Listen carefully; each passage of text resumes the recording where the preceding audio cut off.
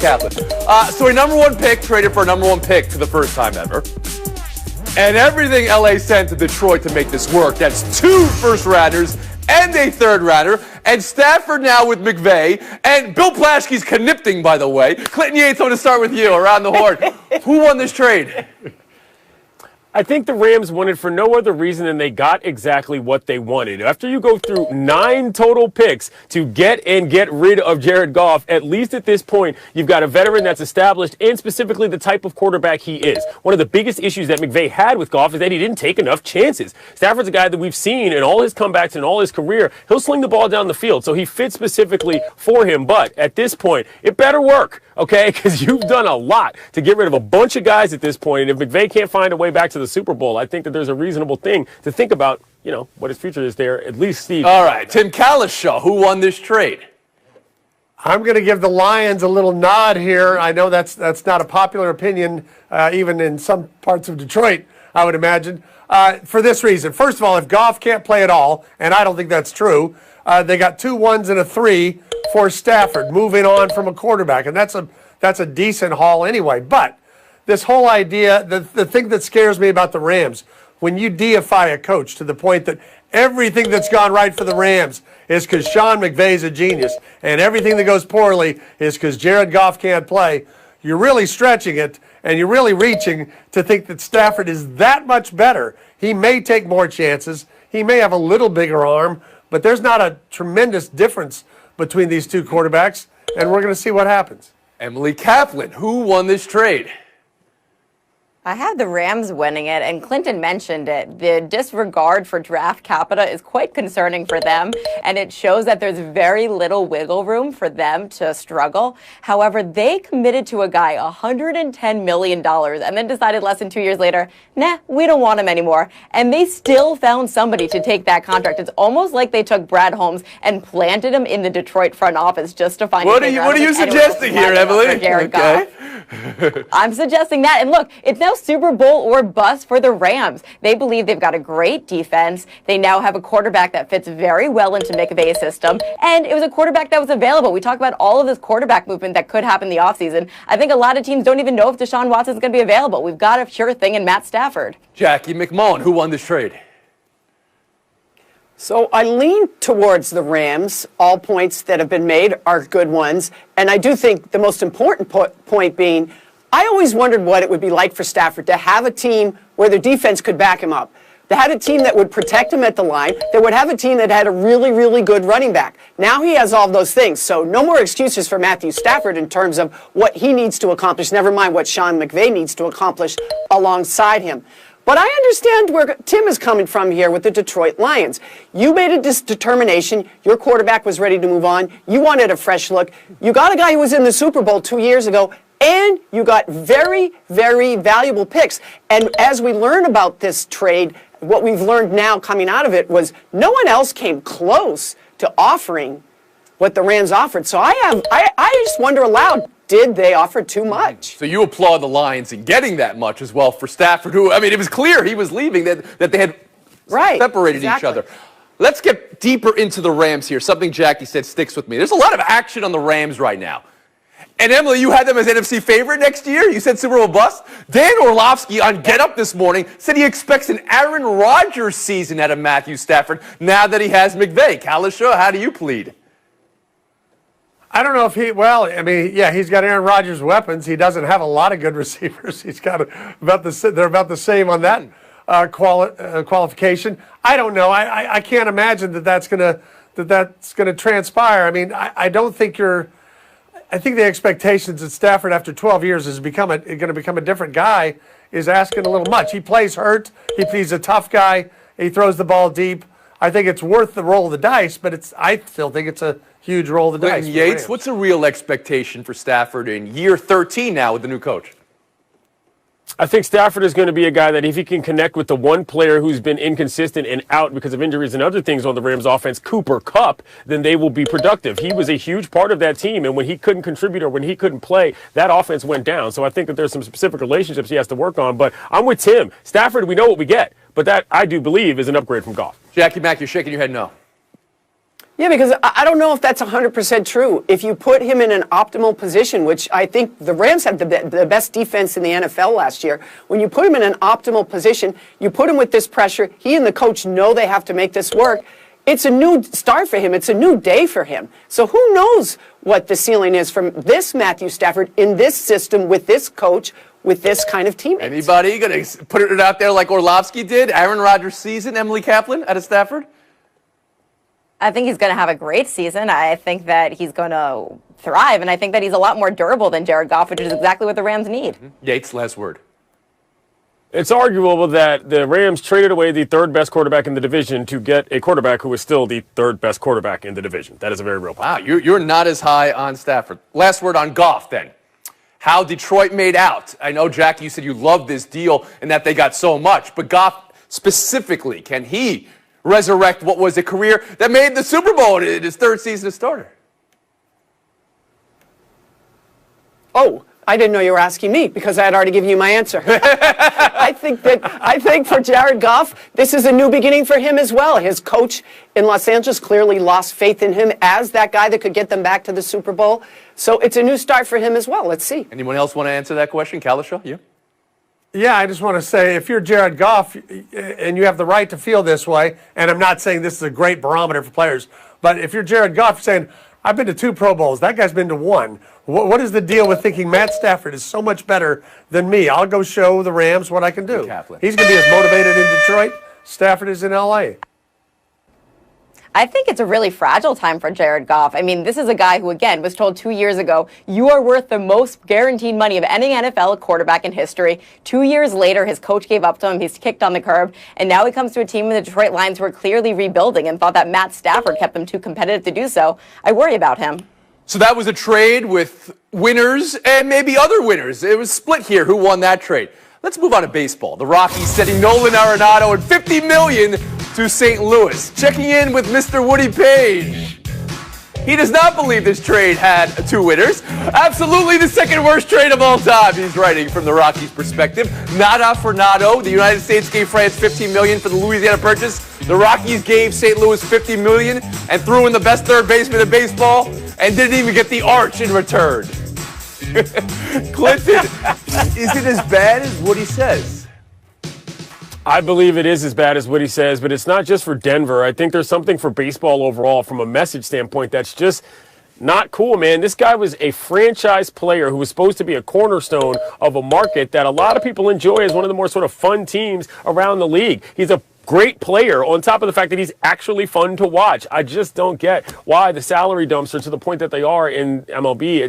It's not exciting. You go from a team like that to a team like the Cardinals, which were boring beyond all get out, and it just feels like something has been taken away from the game in a way that just isn't that exciting. Tell us how you really feel. St. Louis is pretty excited right now, Clinton Yates. Tim Kalishaw, how about you? Yeah, you know, when you trade a great player who's still got a lot of good years left, and you're the team giving him away, you want to at least show the fans, hey, we got their best pitching prospect, their best young hitting prospect. You want to have something there to show in 5 years it's going to be better. They didn't get any of that, and they threw $50 million into the pot. It's just a total give up. Second worst trade in baseball history. Emily Kaplan, you want to weigh in on Woody's proclamation there? Well, I trust Woody because I think he was around for the first. He's got some history.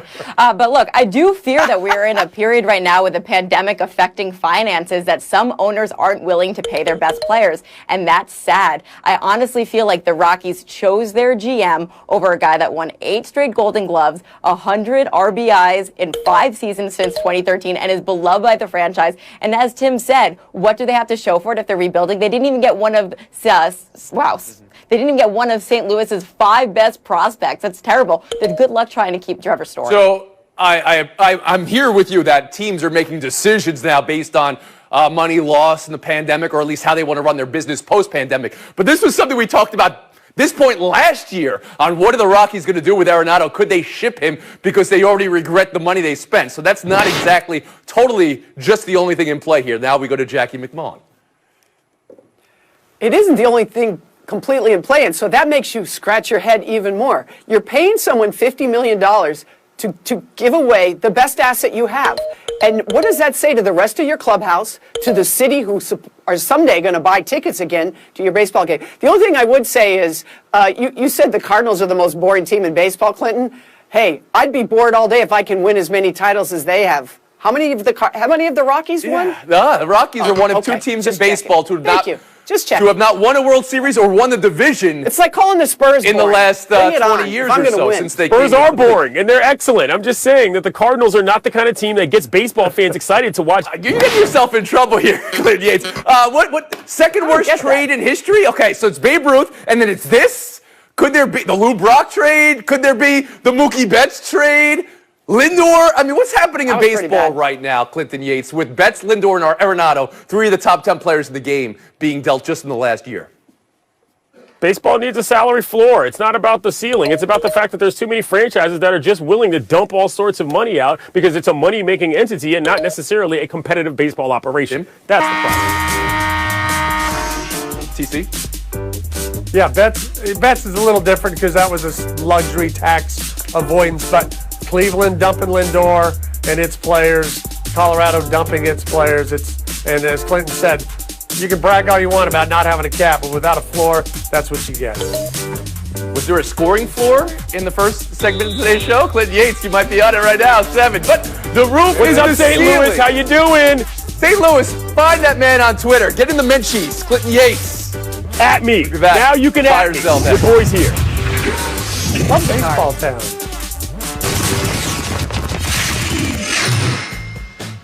The 3, the steal, the 3, the missed layup. About 5 things happened in the last 10 seconds you never see. But Wizards 149, Nets 146. Actually, that's another thing. That score, Jackie Mack, was this mess. A Nets choke or Wizards magic? Oh, how do you miss that? Go ahead, Jack. Well, so you know me in these situations. I always give credit to the people who make it happen in a make or miss league. That's a big shot by Beal for the 3. And Westbrook, by the way, you know, if you're a Westbrook fan, you're going, no, yes. He's shooting 36% from 3 this year. That's a career high. But the Nets, man, get your defense together and get it together soon. Kaplan, was this a Nets choke or the Wizards magic?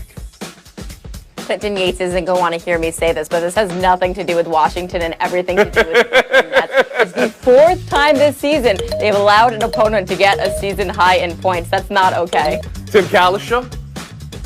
I got to go with Jackie Mack all the way. Teams for 12 years have defended Russell Westbrook by saying, please take that outside shot. And as she said, 36% from 3. Nice touch there. Clinton Yates. Well, apparently I was the only one who watched this actual game because Joe Harris threw the ball directly out of bounds, and Garrison, who just happened to be there to get it, they absolutely botched this. You cannot lose to a team that had 1, 2, 3 wins going into this. So the worst team going into the weekend, I believe teams that were trailing by 5 with 10 seconds to go were about 7 and 23,480. And 2 teams came back and did it this weekend when you get Portland on Saturday night. Jackie, Brooklyn's 4-3 since the trade and Irving came back. If you were to take the span that they had, offensive rating would be the best in NBA history if you applied it to a season. Defensive rating would be the worst in NBA history. What is that? They have to realize they're not going to outscore everybody. And defense they're so talented, all of them. They can play defense, but it's about a mindset change and an effort change. And that comes down on Steve Nash. He's got to make them do it. I think I remember Nash saying they worked on defense all offseason. But it was a short offseason, so I guess that explains it. We'll move on. The report from James Palmer of the NFL Network that J.J. Watt may have played his last game for the Texans. So an offseason where they would lose Watt and Watson, Tim, buy or sell the team being able to explain that to fans and recover fans from that. I think they can explain Watt by himself at that point in his career. Watt and Watson together, coming after a year of saying goodbye to Hopkins for no apparent reason. It is the messiest team in the NFL. Yates? Yeah, I mean, it's gone from bad to worse in Houston, and I don't get it. It's like one of the biggest cities in America, and it feels like some mom-and-pop operation in a small-town theater. It's very strange. You should be able to keep your stars. That's why people show up to NFL games. You can't do it here. Why bother? You bring up the city, though. It wasn't just the football team that has a problem keeping stars right now. Jackie McMullen, how about you? Watt's been such a model citizen there. He's said all the right things. He's bust through injuries. He's never asked for a trade. If he does now, I don't think anyone will blame him, but that still doesn't mean they won't hold the franchise accountable for moving him on. Emily Kaplan. These guys came in and they acted like they had all the answers, but they're not the smartest guys in the room because they're not listening to the criticism inside their locker room and outside it. And I do think there's a good chance they let these stars walk, especially Deshaun Watson. He's taking a play out of Khalil Mack's playbook. Ghost everyone. Don't answer your phone. That'll force a trade. Buy or sell 3 Major League Baseball's proposal to players to delay the season a month, play 154 games in a shorter time span, get the same pay, but universal DH added and expanded playoffs. Clinton, buy or sell all this? I'll buy some of it, but just overall, there's so many things here. There just feels like there's a little too much dip on the chip. The pandemic situation has forced everybody to reconsider how the money works, and so that makes sense for the extended playoffs. But overall, I think spring training should be longer anyway because of the rest factor. There's a lot happening here, and they've got a lot of decisions to make. But I'm all for holding off the season until everything feels safer. Tim Kalishaw? Just want to say that I double dip with chips all the time. I don't apologize for it. It's the way it is. As far as baseball goes, I think this is a little late for this proposal. January 29th. Oh, by the way, we're gonna move spring training back a month, and we're gonna do this and that. There's a reason the players don't trust the owners. Kaplan? Yeah, there's a lot of good in this deal, but Rob Branford, a part of it, wants more power to be able to postpone or cancel the season. And how the union views that, you're trying to look for ways to not pay us. There's a lot of distrust between the two sides. That's why it probably won't Jackie pass. McMullen. Okay, come on, let's call this for what it is. They're saying, well, we want to postpone the season to make sure our players are, a little safer in the vaccines. No. You want to postpone it so you can get more fans in the stands because they're going to have more access to vaccines and less chance of getting COVID.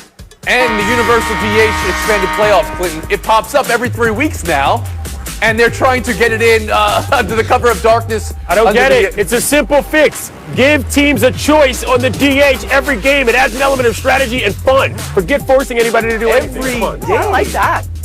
I like that. This is going to help your scoring average out a little bit, just because it was solutions-oriented, Clinton Yates. Not enough to advance, though. And Kalishaw got passed by McMullen. The double chipping, Timmy. The double chipping does you in. What's the deal with double chip? Shut up. 2 minutes. Come on, Tim. Captain Reed, Patrick reading like only Patrick Reed can. His latest rules dispute this weekend. And a win at Torrey Pines. Emily, how do you view the victory? Full victory? Asterisk-y victory? What do you got? I view this as something that makes me want to pay attention to golf again. This is a guy that 95% of golf fans hate, has the audacity to cheat with a 4-stroke lead, and apparently his wife has a burner Twitter. This is awesome. Hey, Jackie? You know what? This guy gets penalized because he has a pre-existing condition because he did something like this before. He was within the rules. Rory McIlroy did the same thing, and no one said boo. And by the way, did you see that eagle putt he drained? The guy deserved to win this tournament. There you go. We'll split the points. We'll move on. Showdown 2. Rodney Magruder's night versus Golden State Saturday. When the Draymond. Rodney Magruder become the tough guy of the team? I know Klay ain't nobody Thompson. scared of no damn Rodney Magruder. Wow. Did he go too far being a tough guy, Magruder, or did Draymond and Klay go too far in their response, Jack? This was so shocking to me. Magruder's nickname, by the way, is the crime dog. But this is surprising to me because this is inside basketball. These guys clearly don't like him. So whatever happened almost has nothing to do with it. For whatever reason, this dude rubs them the wrong way. I just think it's a little rich for Draymond Green because he has been suspended for more finals games than Magruder will ever play in his career. That is the stat of the day, and that's going to get you 30 seconds of FaceTime, Emily Kaplan, please. When Wayne Gretzky retired from the NHL in 1999, he held or shared 61 NHL records. He's still in charge of 60 of them, which just shows how dominant he is. Now, no one will ever come the same, but the two guys in Edmonton, Connor McDavid and Leon Draisaitl, are coming close. 6 assists for Draisaitl last night, 2 game-winning goals for Connor McDavid this week. They have 42 points in 11 games this season. Unfortunately, their team is 5-6, not very good. That was an incredible piece of information. 61 records when he retired. He has 60 now. Emily, for extra points, do you know the one record he